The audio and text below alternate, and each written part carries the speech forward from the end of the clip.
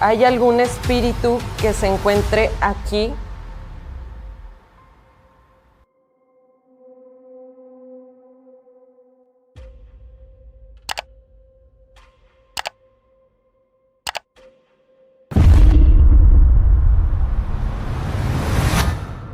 On November 21st, 2025, deep in the Australian bush, Mincy from the channel Mincy Outdoors set out for another solo camping trip.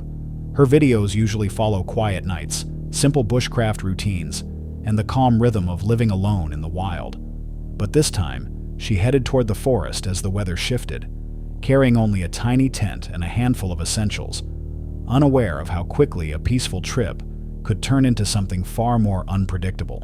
I'm gonna start looking for a spot to camp because I think the rain's gonna set in really soon and it could be heavy.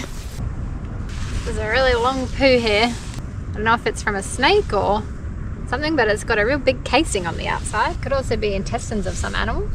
I'm gonna break it open and see what's inside. It looks like grass. Maybe it's a kangaroo or something.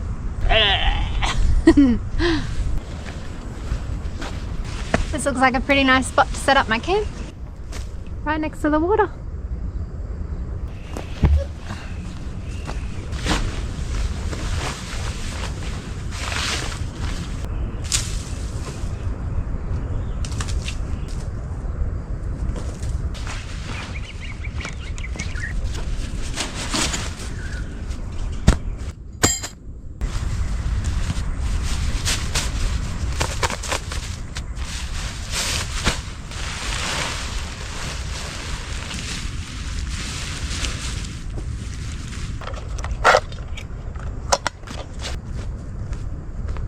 It's going to be a bit hard to find a straight stick around here for my tent.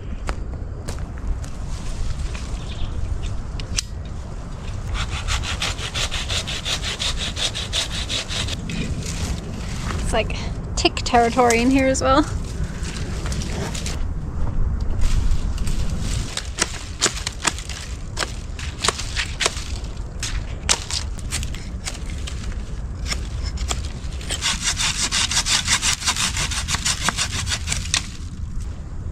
Maybe like here?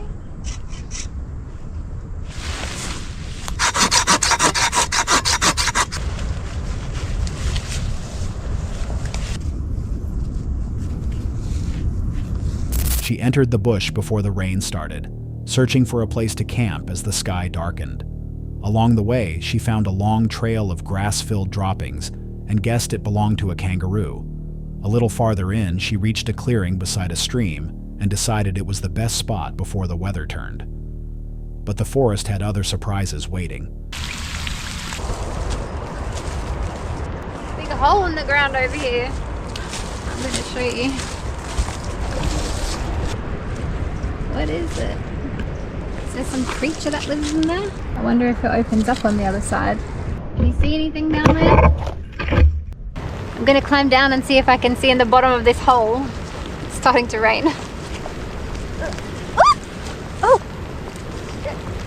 I sure got wet. I can't get back up. Dang it. It's like really jamming in there. There we go. Ooh, looks like semi-wet inside, but it's a little bit dry.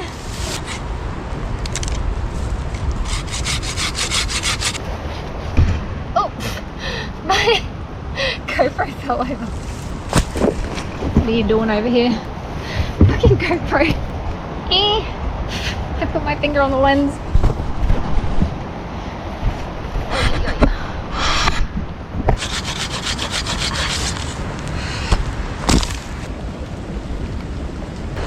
I need to go get my rain jacket. It's getting too wet out here. Oh, don't fall in the hole. While exploring the area, she spotted a large pit in the ground and climbed down to look inside. It didn't take long for the first drops of rain to fall, quickly turning into a steady shower. When she tried to climb back up, the wet soil made her footing difficult, but she managed to pull herself out and return to camp.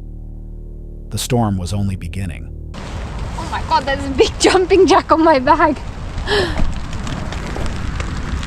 Don't bite me. They're usually pretty aggressive. Look at him, he's like, wah, wah. Please go off my back. Ah! He's jumping. God damn it. Please. I just want to get my rain jacket. Okay.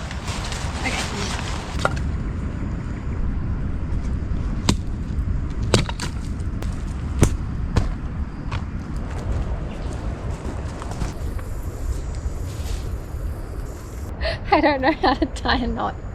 You guys are always telling me new knots I should try, but I'm telling you, they don't stick in my brain. They disappear after 10 minutes. Well, anyway, that should hold for one night at least. So now when it's time to make a fire, I should have a bit of room so I don't have to go too close to the tent. Oh shit, danger. I think these are edible. So it's growing from this grassy plant. This is a blue flax lily berry.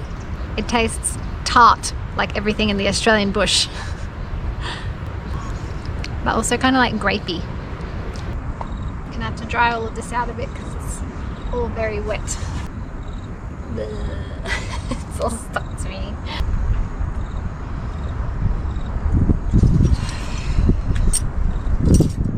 I'm feeling this is gonna be a smoky fire today. These are all wet. Time for some warm tea.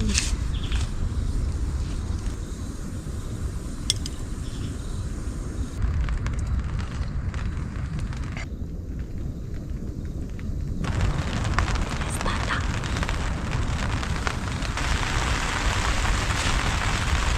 Wet sticks. I'll dry my feet off.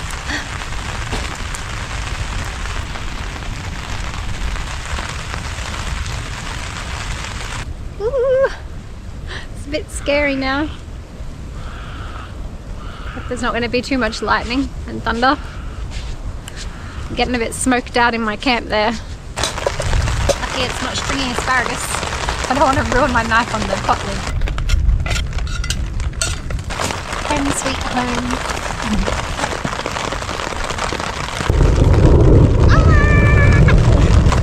Maybe it was lightning.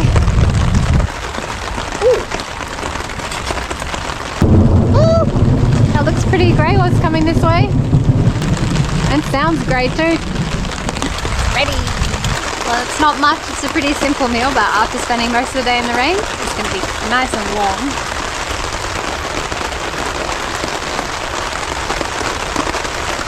Adding garlic is always the best idea.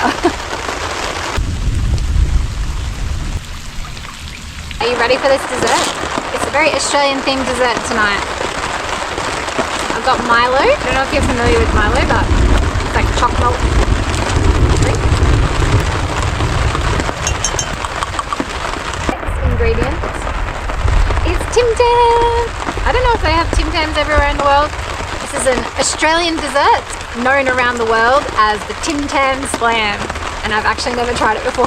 I swear I am Australian, but I'm going to give it a go on YouTube for the first time. So you start by biting the corners off, and I'm told this can get very messy, so I'm prepared for that. The goal is to try and suck the hot chocolate through the Tim Tam. I do not see how this is going to work, but here goes. Oh my god, it actually works! I can't believe it! But it's melting in my hands! Ah! Okay, it works for about 2 seconds, and then the thing just melts, and then you have to eat it melted. Very small amount of Milo coming through the Tim Tam. I think this is a bit of a flop, to be honest. I prefer to just eat the Tim Tam when it's crunchy. As she set up her shelter, a jumping jack ant clung to her pack, one of the more aggressive insects in the Australian bush. She reacted quickly, knowing how painful their sting could be, then continued preparing her tent while the rain settled in around her. The wind and thunder came later, shifting the tone of the night into something far more uncertain. Thunder rolled through the trees as evening fell, and she kept the fire going long enough to cook a simple dinner and warm herself. Later, she ended the night with a Tim Tam Slam, laughing when the biscuit melted too quickly.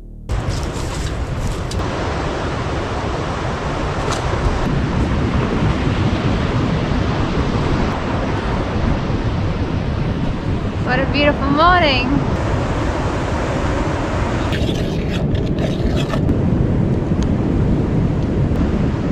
think there's a 5-star resort that can top this. It's beautiful this morning. They might be able to top my oats though.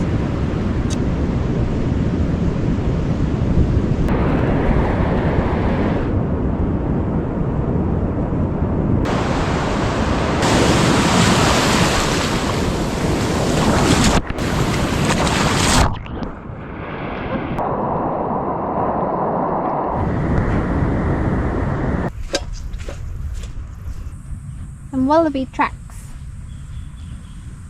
It's really sticking to the path. I've got the nice big pods on the banksia tree. You can eat the seeds inside them. This nice big seed pod. You can see the seeds in here. Once it dries out, they'll open up and then the little tiny seeds will fall out. You can actually also cook them in the fire and then they'll open up and you can eat the seeds. You can hear a wallaby back there.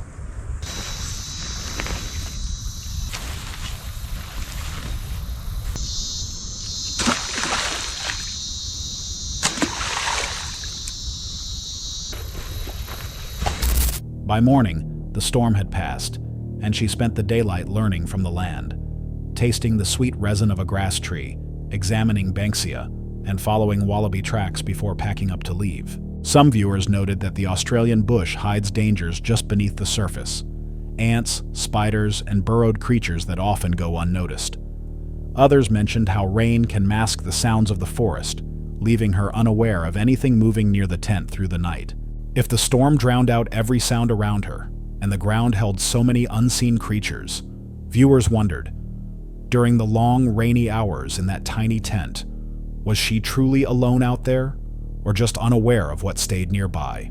Hold on a sec. If you're enjoying this so far, make sure to hit that subscribe button. Let's continue.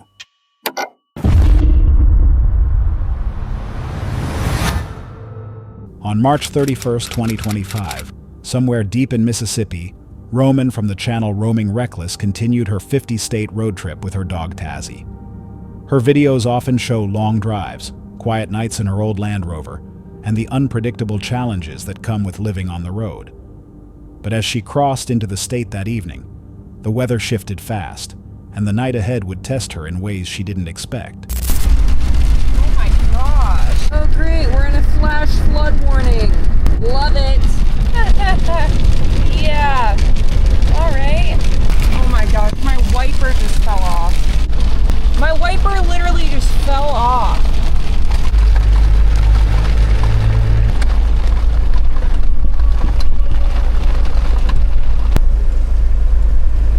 Oh, I think I see it right there. Luckily, I think it just fell onto the bonnet. This is the weather and I have no wiper.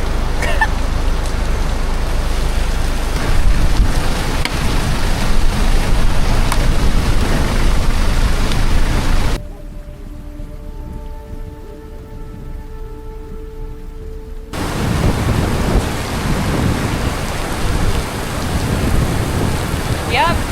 Welcome to Mississippi. This is nuts. Holy cow. Oh no. My wipers just stopped working altogether. It's cool. The rain arrived without hesitation. A flash flood warning flashed across her screen as the storm closed in around the truck. Visibility dropped instantly, the road blurring under the weight of the downpour. Roman kept driving, hoping the weather would break, but nothing improved. Something else was about to go wrong. Then, in the middle of the storm, the wiper arm suddenly fell off. With rain pouring at full force, losing it meant she could barely see where she was going. She pulled over to retrieve it, but the damage was already done. The wiper wouldn't work again.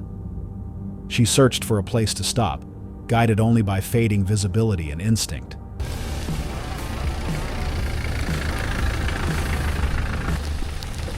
Oh my gosh, it's a downpour. Go potty. Go potty. Hurry up.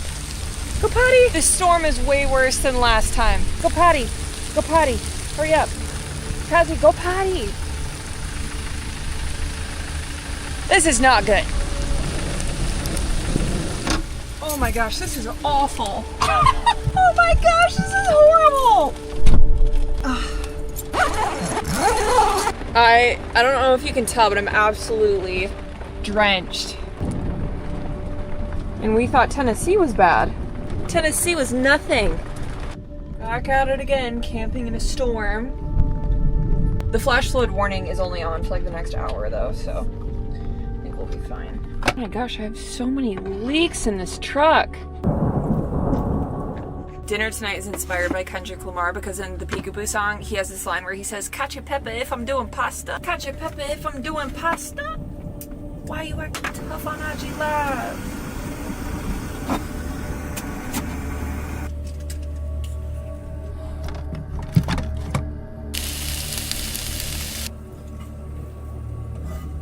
Voila. 3-ingredient pasta. Basically just heating stuff up. Super easy. A little thunderstorm. A little pasta. It's all good. I finished up dinner, changed out of my wet clothes finally, and then Tazzy and I headed up in the alley cab to go to sleep for the night. She eventually reached a small town and parked long enough to catch her breath and let Tazzy outside. The rain didn't let up, soaking them almost instantly. She climbed back into the truck, exhausted from the drive and the constant fight against the storm. For a brief moment, she tried to reset and settle in for the night. Inside the truck, she cooked a simple cacio e pepe and talked about the long hours on the road, the restless energy from driving all day, and her hope that the worst of the weather had already passed. With the diesel heater running and dinner in hand, the space finally felt calm again, at least for a little while. A couple of hours after we fell asleep, the storm picked up actually, and it was worse than it had ever been before. A lightning bolt struck somewhere very close to the truck while we were sleeping, and the crack was so loud, it jolted me at least a foot out of bed, and I am not joking. After that, Tazzy and I spent the rest of the night shaking, and I can genuinely say I have never feared riding out a storm before while camping. It was just so intense, and it felt helpless to be in the middle of such an insane thunderstorm, feeling like a target basically in the woods, that a mouse actually got into my truck and chewed its way through. But more on that later. Anyways, safe to say I was really grateful to wake up in the morning, safe and with the sun shining. Girl, Mom, good girl.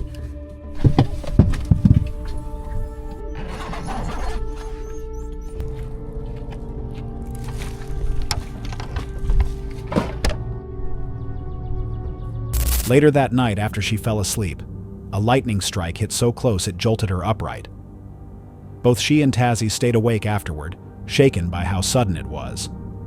By morning, she found signs that a mouse had gotten inside during the storm, chewing through insulation before disappearing. She cleaned up, bought what she needed for the road ahead, and continued on from one of the hardest nights of her trip. Viewers familiar with Mississippi weather noted that storms filled with constant lightning often appear near far more severe conditions. Others admitted they wouldn't have slept through a night like that even inside a house, raising questions about what might have moved across the area while she rested. If lightning struck close enough to wake her from sleep, and animals sought refuge inside her truck, some viewers wondered, did she encounter only the edge of that system, or something far stronger passing by in the dark?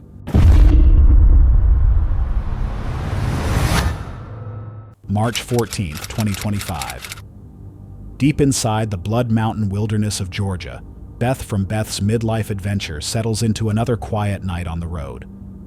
Her channel usually follows slow, peaceful moments of solo van life, but this time, something in the woods feels off. The silence, the isolation, and the sense of being watched linger longer than they should. She had chosen a dispersed campsite in the Blood Mountain wilderness, tucked between running water and quiet forest. After days of dealing with leaks in Louisiana, this place felt peaceful, almost like a reset.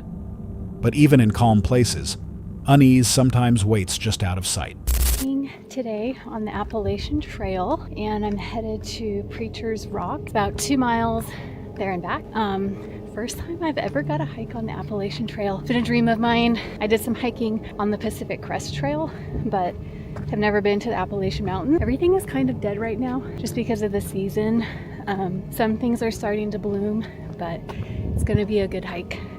when I am hiking. It's definitely when I do most of my thinking. It just gives me space to clear my head and have movement at the same time. So it's like a healthy way to process things. But I just have a lot on my mind right now. And doing this hike, I think it's a perfect way to kind of process through some of those thoughts. And I'm already breathing heavy. I've been down in the south, down in Louisiana for too long. These Appalachian mountains are getting me out of breath here.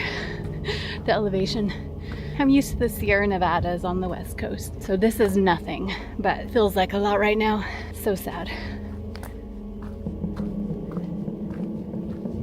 Do you ever hold your breath on the trail when you pass by people so don't hear how loud, out of breath you are? I do that. I hold my breath. I pretend I'm not dying.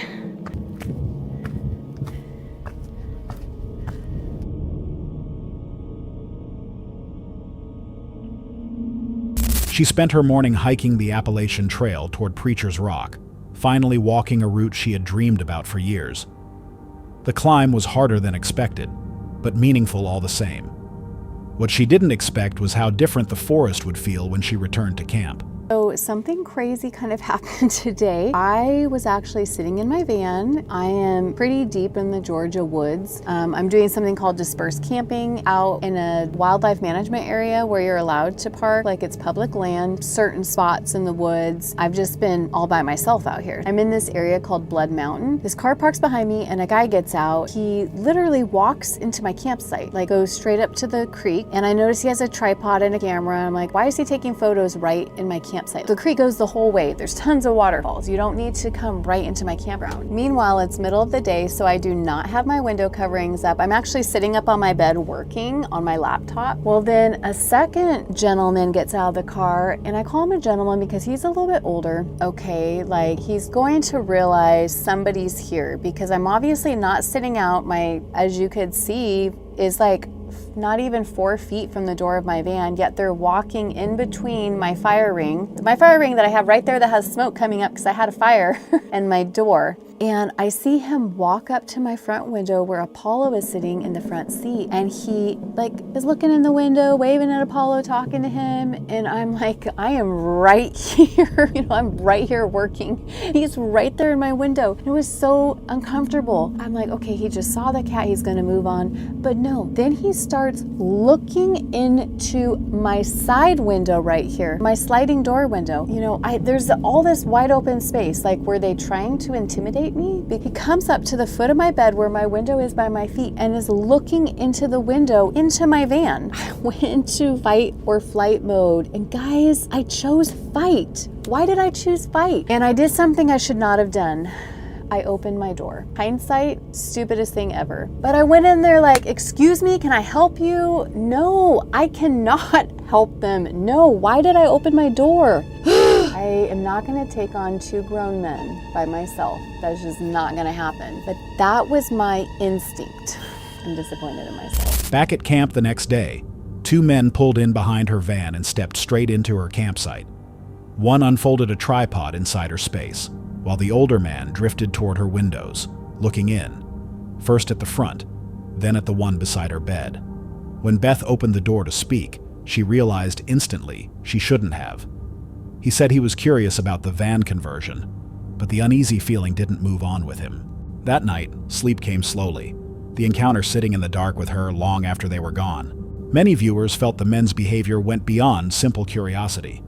Their direct approach, boundary crossing, and fixation on her van matched patterns others had seen in isolated camps. Comments insisted her instincts were valid, and that situations like this rarely happen by accident. So what were those men really doing that day? Just wandering hikers or something with a sharper edge? And if Beth hadn't opened her door, would the outcome have looked any different? On June 17, 2024, deep in the rugged flagstone country once called the capital of the world, Rick from the YouTube channel Murphy's Diesel takes on another off-road rescue. His channel is known for real recoveries in places where GPS fails and mistakes turn expensive fast. But on this trip, the job he expected to bill would unfold into something far less predictable and far more revealing. We got ourselves a recovery this morning, and it's a Ram 1500, and it's in some boulders, off-road. Yeah, is this Will? Yeah. Hey, Will, this is Rick with Murphy's Towing. We're headed out to get you. Are you still stuck? Yeah, man, I'm still here, brother. I tried kind of digging myself out a little bit and kind of put some branches around me too, and then I'm still kind of stranded. Okay. All right. We'll stand by. We're headed that way. It looks like he's right up on this ridge right here.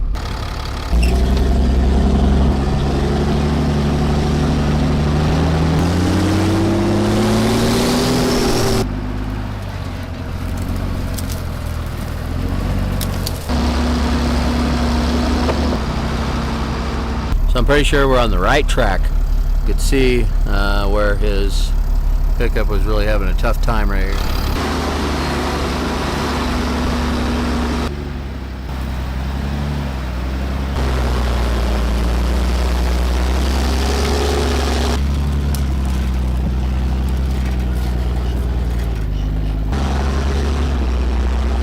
Alright, well, we're at the top of the mountain. We didn't see him anywhere.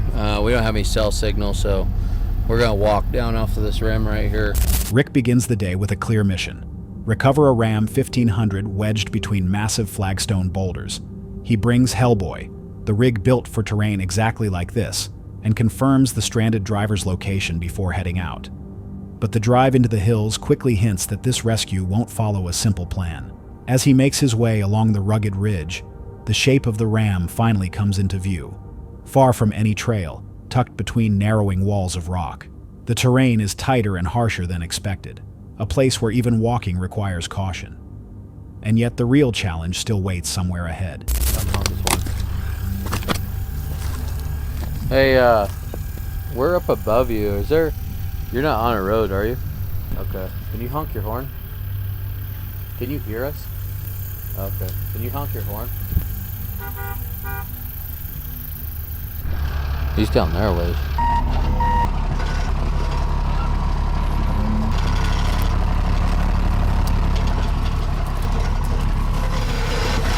So I'm thinking somewhere right in here.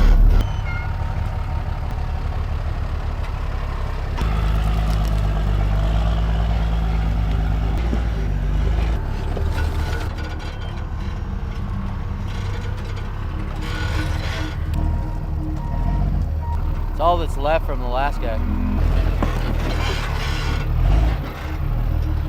So I've found his tracks. Look at over on the other side of us. The ground's all tore up, so we're getting close.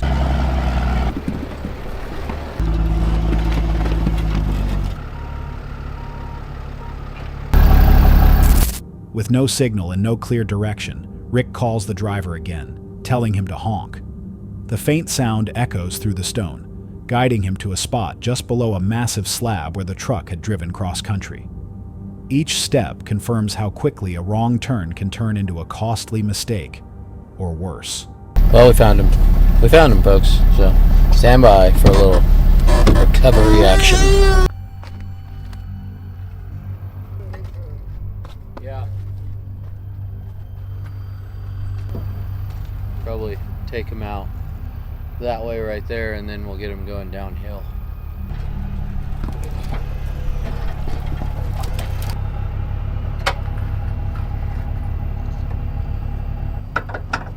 Alright, so right here we're going to get some uplift to get it off of this rock, and then we're going to run snatch block off the rear to get some side pull. So I'm using a McKissick snatch block, way overkill. So here's what we got going on. Back line is going to give us lift, this is going to give us side pull. So we lift off the rock, come sideways, get it up like right here. Okay, turn your wheels to the right. Put it in neutral and hold the brakes.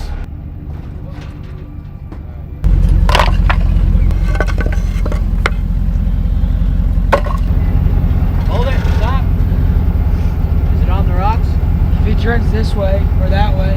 Hold on, Craig. Come back to the right a little bit. How's that? God, it's pushing that freaking rock out. Huh? It's pushing that big rock out. All right, that's good. Let off a little, Craig.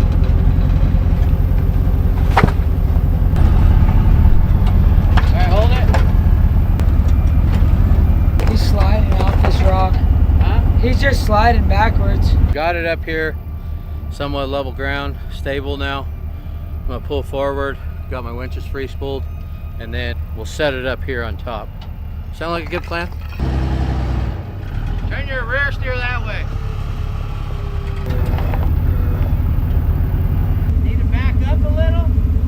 Huh? That's good. Right there. When Rick reaches the ram, the scale of the trap becomes obvious. He sets up a dual winch system, one to lift, one to side pull, as the truck refuses to move. The tension forces even the rock to shift as Hellboy strains against it. When the ram finally reaches more level ground, the job feels far from over. You know how they say you can wash dishes to pay your tab? What you gonna ask me to do? This guy's gonna film to pay his bill, folks. That's cool with me. This man's a hero, guys. This man's a hero. Murphy's diesel, Murphy's tow.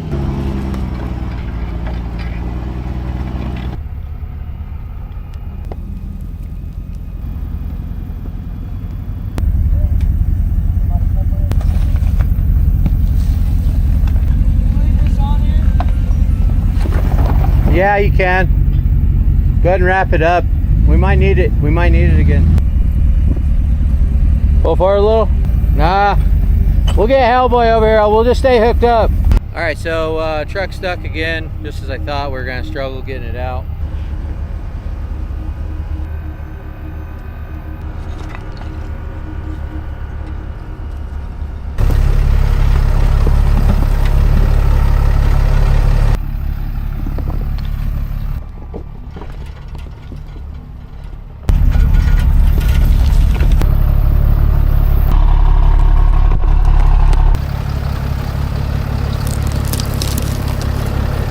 Then comes the twist. Instead of handing over a bill, Rick hands the driver a camera.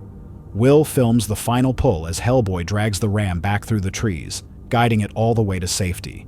By the end, the rescue is complete, the debt is settled, and the gratitude is written all over Will's voice. Many viewers pointed out how dangerous this landscape is, and how costly a recovery like this can be.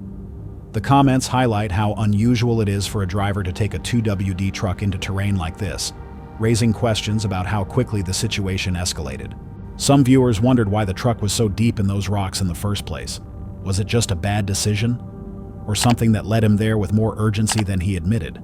Either way, it leaves the question hanging. On September 9th, 2025, deep in the remote mountains near Harrison Hot Springs in British Columbia, the place many call the Sasquatch capital of Canada, Angelo and his friend Lomar set out on another wild search for the unknown. Their channel, Exploring with Angelo, is built on remote camping, wilderness exploration, and chasing strange reports in places most people avoid. But this time, the silence of the forest would feel a little too aware of their presence. What's up, everyone? Welcome back to a brand new adventure. We are back out here in Harrison Hot Springs. Here we're actually in the Sasquatch capital of Canada. The most sightings. Hopefully we today capture Bigfoot on camera. That is my ultimate goal. I want to see him either crossing a road or something. Over the past year and a half, we've come out twice, once in October, once in July. Now we're out here again in August. There's so many stories of Sasquatch or Bigfoot being out in this particular area. Arriving in Harrison Hot Springs, Angelo laid out the challenge clearly. This remote stretch of British Columbia was known as the Sasquatch capital of Canada, and the goal was simple: capture Bigfoot on camera.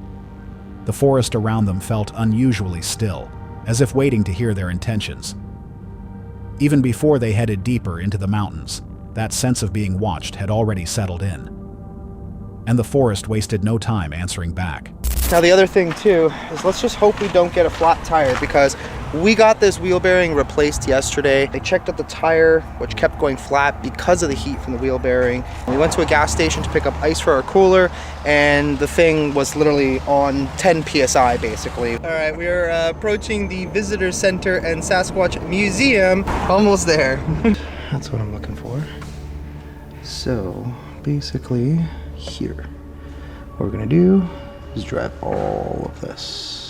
And if we have time, maybe tomorrow we'll go into this area, since there's been a lot of sightings over there as well. So there you go. So you got lots of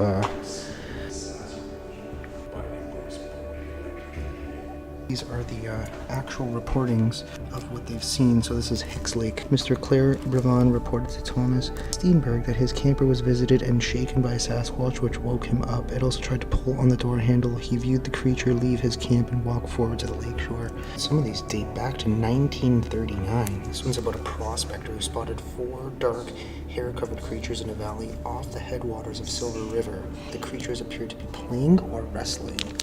Wow. Youth camp director sees a Sasquatch while he was sitting by a campfire. Other witnesses with the group reported seeing the creature as well. So the adventure begins into Sasquatch Provincial Park. There it is! Sasquatch! Yeah! Come on, me! We do gotta get up the hill, right? Alright, so what we're gonna do is we're gonna try and find Bigfoot from the sky right now. We're using both our drones. Let's get her up in the air in a moment. Dude, the views is crazy up here. There is the beautiful smoggy lake right now. Holy, that looks so intense. Wow, it's beautiful. This hill is massive. Let's see. We were a lot higher. Let's get some drones. zoom going here. That would be something. So there is a spot down in that direction. That was where me and Kimberly last year were basically camping out. We had a nice little campfire going, just chilling. I think we made some food and stuff. But off camera, all of a sudden we heard something. Like the weirdest kind of, I don't even know, like sort of like a howl, but kind of like a whoop whoop at the same time. Off in the bush, so. I mean, Bigfoot is known to mimic for what people say, so. Yeah. Imagine he just like comes into the bush right here while we're both just like staring at our screens. What do you want? Looking for me? They're hunting us as we're hunting them. Right. Before they could even leave town, their first problem surfaced. One of the tires had dropped to just 10 psi, the same issue they thought was already fixed. At the Sasquatch Museum nearby, they read a report describing a camper being shaken and its door nearly forced open in the night. The details were unsettling, and the timing felt too perfect, as if the land itself was reminding them what they were actually chasing. Still, they pushed farther into the mountains. Driving into Sasquatch Provincial Park, the road narrowed into shadowed paths swallowed by thick trees. They launched the drone, hoping to scan the forest from above, but the footage revealed the lake beneath them, buried in wildfire smoke. Angelo recalled hearing a strange whoop here the year before, a sound he still couldn't explain. Now, returning to the same place, the air felt heavy, as if something remembered him too. And deeper in the woods, the signs began to shift. Hello. You guys see a Bigfoot? Nope. No? Okay. Nope. Oh my gosh. Okay. Something here. There was a tree that had a marker on it, and something snapped it. Right? It's kind of like, it's like juice. Yeah. Timber. Like, how the hell did that happen? But, the real reason we stopped was because we were starting to pick up an odor as we were driving through this way. And it smelled really bad. So we're kind of just like pausing for a second and just see maybe if we see something. There's like a big clearing and opening up here too. Wow, we just found a absolutely gorgeous location right on the lake. So this is kind of more like an actual campsite. Like there are people with like their trailers and RVs and stuff. There are several sightings like along this way, reported sightings of Bigfoot. So you never know, we could be in the water and all of a sudden just Bigfoot comes out of the freaking trees. Oh, we've continued on further down the road. Curious to like what's ahead of the beach campsite area. All right guys, so we kind of found spot where we think we might actually camp out tonight. Pretty freaking amazing. All right guys, so we'll be just kind of chilling for a little bit one last time, and even if we don't catch anything, at least we have a beautiful view. That is for damn sure. I also just noticed something on the ground here. Ugh. There's a bullet casing. Looks like an AK bullet, I think. Anyway, doesn't matter. Not seeing anything, not even a bear. Nothing. Well, that's pretty much it, I guess. Not gonna see anything from the sky. Far from the main trail, they found the first real sign, a tree snapped clean through, broken in a way that didn't match weather or decay. Then a strong, foul odor drifted in, sharp enough that both of them stopped moving. It lingered just long enough to make one thing clear. Whatever had been here wasn't far. As they continued, the uneasy patterns only stacked higher. New campsite, another soft tire, and even spent shell casings scattered along the ridge. But none of it compared to what would happen after dark. Alrighty, burgers, round 2. One for me, one for Lamar. Okay, did you just hear that, like, noise again? Right? Like, we keep hearing, like, random, I don't know what that was, but okay. Excellent. These burgers are actually good. In a bit, I'm gonna go and see if there's, like, something on the road that's making those noises. It's happening again. What the hell is that? It literally came from up there. The road goes up there, yeah? Yeah, right there. Let's see if we hear it again. That is not Gerbert, bro. Whatever that is not Gerbert. That is not a Gerber, man. I hear a car, but I don't see it. I hear it too. Oh, it's coming down the road. Oh, okay. There's something What direction was it? going up. Oh, gosh. I thought I heard something going down. I gotta seriously, it's like echoing. Well, best of luck. Okay. Let's just try not to die. We are in bear territory, of course. But there's 100% something going on. We're hearing something. Well, let me know what's up there. If there is anything, I don't know. Okay. Yeah, it sounded like, I don't know if the sound was just resonating, but it sounded like there was something in both directions, which is kind of the reason why we're being stupid right now. Hello? Woo, woo, woo. Okay, I just heard something. Okay, I legit heard something like right down there. It almost sounded like a whoop, or I guess, is that what you describe it as? It's impossible to see anything out here because it's just so dense. Oh, what the? Dude, was that a rock? Oh, there's another one. What in the hell was that? Well, it just sounded like something moved behind me. Anyway, whatever. I figured since I'm missing a beer apparently, the last thing I remember is I had almost a full beer, entirely full beer. I don't know where it went, unless I put it down somewhere and I'm just not seeing it. Yeah, maybe I should try Spear Talker. I mean, these mountains probably are haunted, so... Whoa, what the fuck was that? Dude, something just hit the fucking table. Well, there's like some sort of bear or something really close by, bro. A lot of movement, either that or a Sasquatch is right here. Yo, something literally just hit the table over here. Okay, whatever. Alright, bedtime.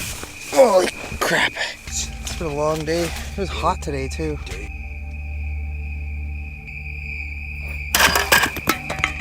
the hell was that? I don't even know. Hello?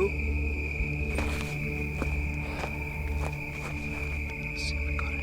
Oh! No way! Would have been one of these. Bro, it literally hit the table, man. That was absolutely messed up, dude. Could it be this one? I have no idea. Oh, dude, smell this rock. Literally smell the rock. What the hell is that smell, man? I don't know. I usually don't smell rocks. No, but like it had a stench to it when I picked it up. Night brought a different kind of tension. 2 heavy rocks landed near Angelo on the trail, pushing them back toward camp. Later, a full beer vanished from the table without a sound. And then, past 1:30 in the morning, something hit just outside their tent, hard enough that they felt the impact through the ground. When they checked the footage, the camera had captured the moment an object was thrown at their table. Angelo picked up the rock afterward and caught the same foul stench clinging to its surface. They didn't sleep. They just waited, listening, knowing something had stood right outside. Viewers later pointed out patterns seen in other reports: stones thrown with precision, foul odors before close encounters, and objects taken from campsites. Some noted that teenage Sasquatch are often described as playful but unpredictable. Others warned that whatever shook their tent wasn't small. If the sounds weren't Lomar, the missing beer wasn't a mistake, and the thrown rock carried a stench that shouldn't be there. Then what exactly was circling their campsite long after the forest went silent? It happened in October 2024, when Cellegrini, the creator behind a travel and exploration YouTube channel known for visiting remote places and unsettling folklore sites, traveled with a shaman called Unicornio Negro to an abandoned mansion hidden on an isolated island. The house had been left untouched for more than 2 decades, carrying a history marked by tragedy and rumors of darker rituals. From the moment they arrived, the atmosphere felt thick with unanswered stories waiting to surface. Tomamos esta lancha, más o menos la manejamos bueno, no la manejé yo, la manejó el señor. Sí. ¿Cuántos años más o menos tiene abandonada esta casa? Ya tiene más de 20 años este lugar. Como a este lugar no viene nadie. Sí, ¿no? Y aparte la naturaleza hizo lo suyo Sí. En este lugar en donde vamos a entrar hay muchísimas historias. Estas historias que te voy a contar son reales. Un hombre negro, grandísimo de 3 metros, se ha visto caminando o deambulando alrededor. Por eso estamos el día de hoy aquí, amigos. Vamos a entrar a la casa maldita de la montaña embrujada para justamente ver si los espíritus existen. La historia de la casa embrujada de la montaña maldita comienza con una familia que decide comprar este terreno y hacer su propio hogar. Todo parecía ser un paraíso en medio de una isla solitaria, pero un día, sin previo aviso, el hombre de la casa se desvivió. La familia decidió venderla. Es que algunos años más tarde, la pareja que compró esta casa, un día la esposa amaneció colgada de una ventana del 2º piso. Hoja de cucharo. Esta rama se utiliza dentro de la herbolaria para poder despojar las energías de la... ¿Escucharon eso? ¿Sí lo escucharon? ¿Qué fue? ¿Sí lo pudiste captar? ¿Allá? Fue un grito. Sí, fue un grito. Un lamento, ¿no? Sí, como de una mujer, ¿no? Te digo que aquí hay una mujer que en las noches se puede ver y escuchar. Aquí se ha avistado muchísimas demonios. Uno de ellos ha sido el charro. Se cuenta que aquí alrededor lo han visto y aquellas personas que lo han visto no han podido ni siquiera moverse, ni gritar, ni salir corriendo. Solo lo ven y se quedan petrificados. No solamente han visto al charro, sino también han visto a una mujer. Hay que tener muchísimo cuidado porque esta misma energía puede hacer que se desmaye la persona con menos espíritu. Aquí se han desmayado. ¿Por qué te le quedas viendo a Santi? Porque pues yo sé que él es el que trae el espíritu más bajo. Oigan, todo eso que escuchan, no sé qué sea, no sé si sean pájaros o monos, porque en esta isla hay monos. Sí. ¿En esta casa también se hacen rituales satánicos? De hecho, estás adentro de un portal. Alrededor de ti están muchísimas puntos que fueron veladores. Great Box, ese perfecto. Es un punto. A todos los seres que habitan en este lugar, los espíritus impuros, los demonios, incluso a la Santa Muerte, el día de hoy pido se hagan presente todos estos energías, espíritu en este lugar que necesite de nuestra ayuda. Que tu nombre sea, que así se haga, Ometel. Ometeos. ¿Empezamos? Sí. Ok. A partir de ahora. ¿Hay algún espíritu que se encuentre aquí? ¿Eres maligno?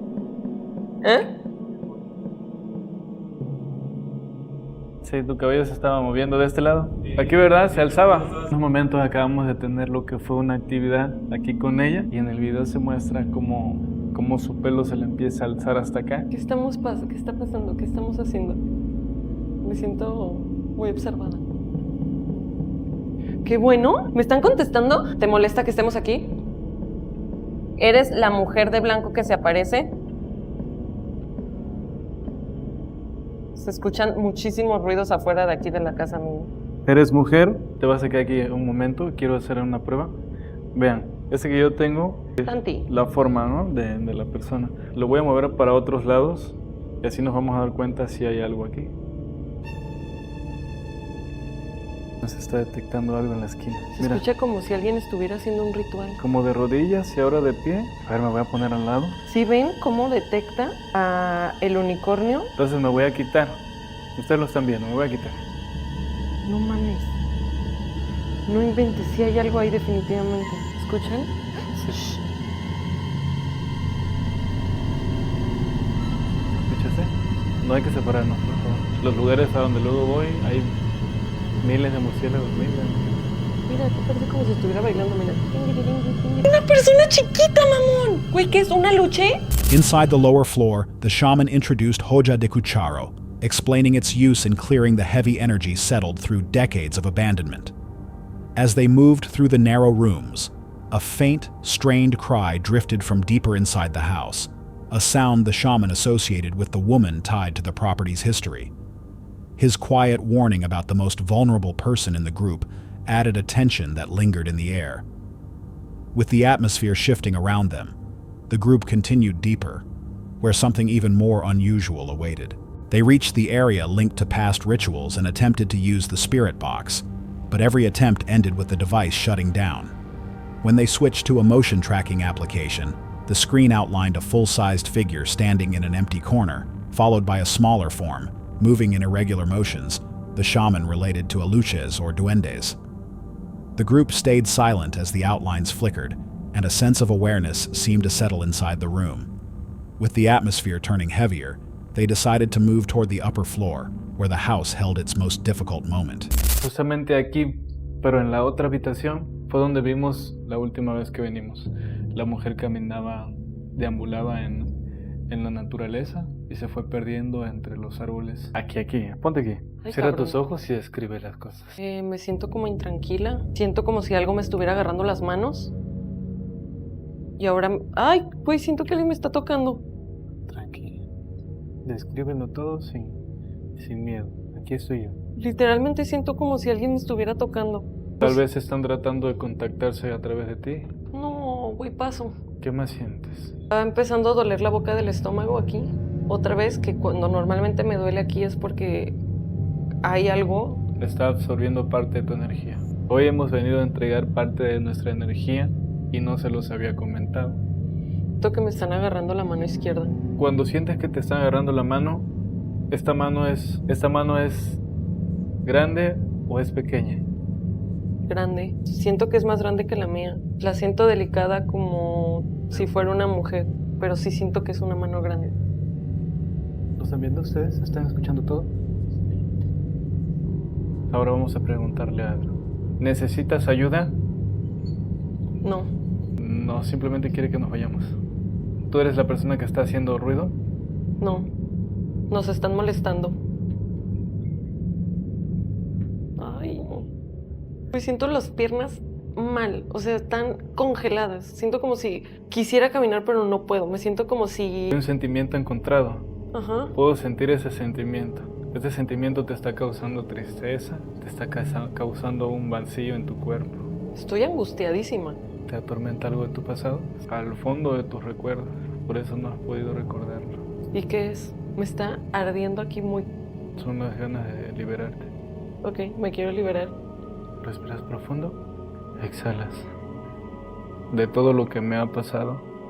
De todo lo que me ha pasado. Tanto de lo bueno como lo malo. Tanto de lo bueno como de lo malo. Güey, está muy cabrón, me arde aquí. Siento calientísimo. Respira profundamente y vas a decir, nada de lo que me ha pasado. Nada de lo que me ha pasado. Ha sido culpa mía. Ha sido culpa mía.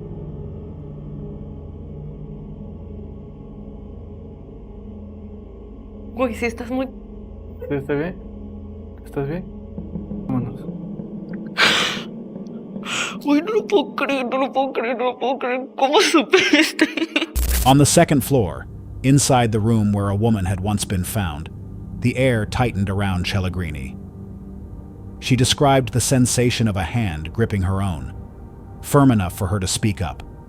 Guided by the shaman, she tried to respond to whatever lingered there, but her words fractured into repeated refusals, each one sounding more strained than the last.